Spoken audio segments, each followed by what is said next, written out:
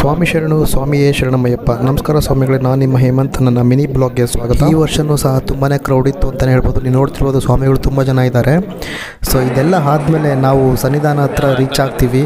ಅಲ್ಲಿ ಸಿಗೋ ಖುಷಿನೇ ಬೇರೆ ಅಂತಲೇ ಹೇಳ್ಬೋದು. ಯಾಕಂದರೆ ನಾವು ವ್ರತ ಮಾಡಿ ಸ್ವಾಮಿ ನೋಡಬೇಕಂತ ತುಂಬಾ ಕಾತುರದಿಂದ ಕಾಯ್ತಾ ಇರ್ತೀವಿ. ಎಲ್ಲ ಸ್ವಾಮಿಗಳು ಅದೇ ಆಗಿರುತ್ತೆ.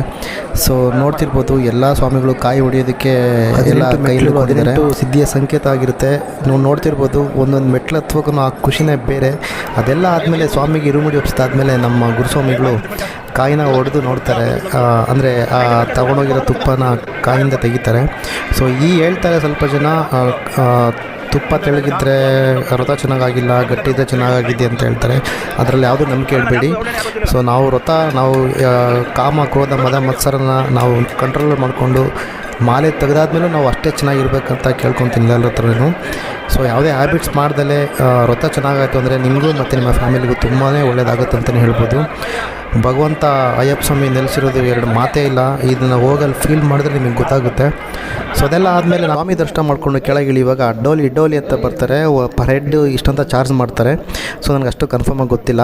ಸೊ ಅದೆಲ್ಲ ಆದಮೇಲೆ ನಮ್ಮ ಗುರುಸ್ವಾಮಿಗಳದ್ದು 18 ವರ್ಷ ಪಡೆ ಕಂಪ್ಲೀಟ್ ಆಗಿರುತ್ತೆ. ಅವರು ತೆಂಗಿನ ಮರನ ನೆಟ್ಬಿಟ್ಟು ನೀರು ಹಾಕ್ತಿದ್ದಾರೆ. So thank you for watching.